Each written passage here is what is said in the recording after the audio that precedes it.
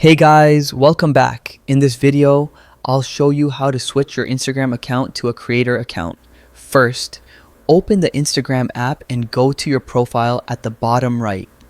Tap the three-bar menu at the top right, then scroll down and select Account Type and Tools.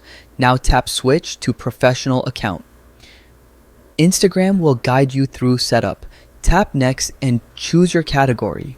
For example, artist or blogger, then tap Done. Next, choose Creator Account instead of Business Account. Tap Next and if prompted, tap Not Now to skip login sharing. From here, you can complete optional setup steps or skip them by tapping the X at the top left. When you return to your profile, you'll see that you now have a creator account, giving you access to tools like Insights and the professional dashboard. You can also customize your profile display. For example, hide your contact info or category label if you want. And that's it. You've successfully switched to a creator account on Instagram. Don't forget to like, subscribe, and check out our next Instagram tutorial.